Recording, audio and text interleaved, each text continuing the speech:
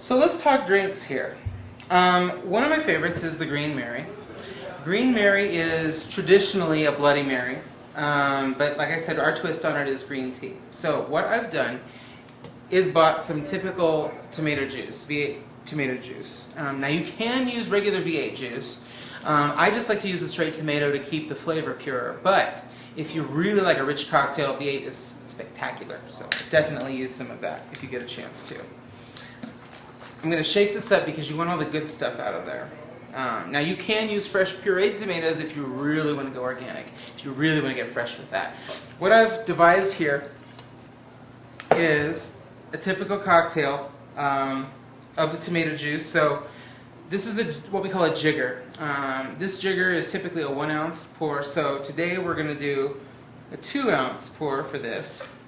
And because of the fact that it is a versatile drink, this one actually will not have liquor in it. Now typically it normally has vodka, but we're not going to do it with vodka because I want you to taste the tea and the nice combination of the tea into working with the flavors in this drink.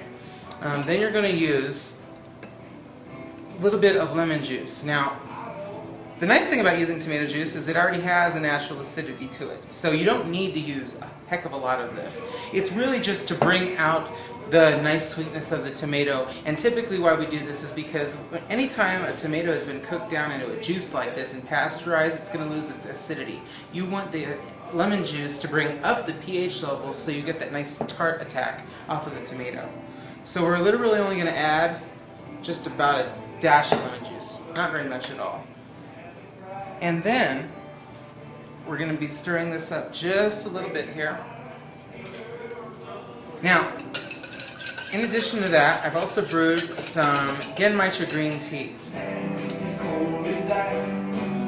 So Genmaicha green tea is a really popular tea in Japan. And this is by the way, this is a device we call the Smart Tea Maker. So it's got a nice nuttiness from the tea, and it also has green tea and popped rice too. So you get the nice astringency of the green tea and a little bit of the brown rice as well. Really helps enrich the drink quite a bit. And I've already brewed some just because it tends to take time for these. So, fantastic, fantastic. So, we're going to add about 1 ounce of this tea here. Okay. Directly in there, and then what the heck, just for measure, we're going to do 2 of these.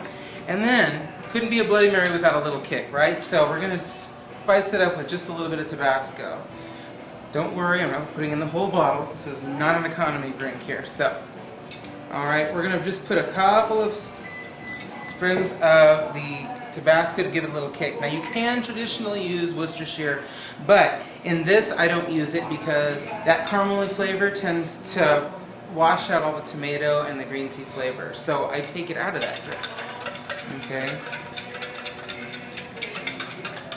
And as always, a mixologist always tastes his own stuff. Even with a recipe,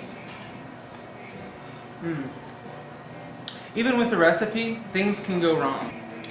And then this tea, this is a little bit of white tea I'm adding just for some vegetalness. It's a little bit different than what's on your cards there, but I think you'll definitely see the point of it. And then I think just for posterity reasons, we're actually going to add just a little bit more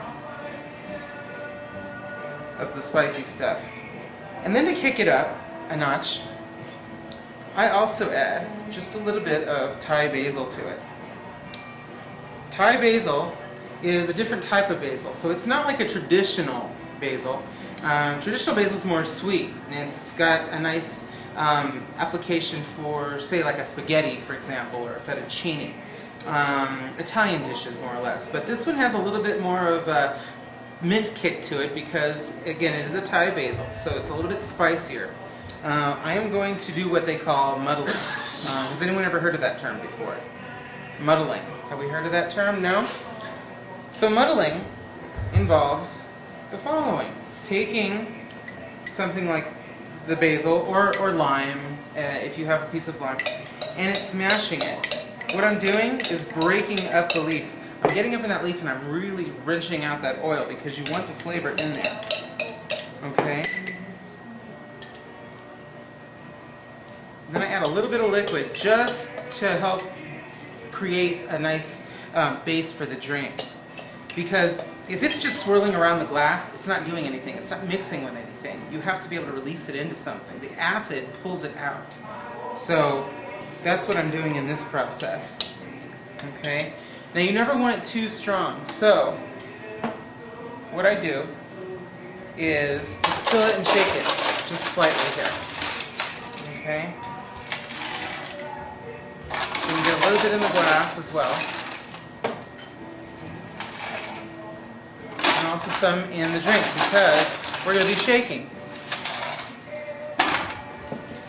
Okay? Now, with this, I don't want to put too much in here, but we call this, oops, see it spills over just a little bit. We want to just give this just a slight jiggle and shake. I'm not going to wrench back and do a full shake on this one because we don't have any liquors in here. There's no reason to really mix anything at this point. Okay, but I just do a light, what we call just a slight agitation is what we call this, really. There's no technical term necessarily, but okay. And then I leave this part in because that's the good stuff. Okay. So then we garnish with, now you can garnish with asparagus as is seen in some more of the trendier nightclubs and country clubs. I prefer to just use the fresh basil. It's just such a nice aromatic twist to the drink, and it's already in the drink anyway, so I'm garnishing with what's already in there, which is very, very appropriate to this. Now you can do this in a couple of different ways for presentation. I prefer to take a nice big sprig like this into a small straw like this and just plant it up like that. Okay? You can even throw a couple in the top. And then here you have a green Mary.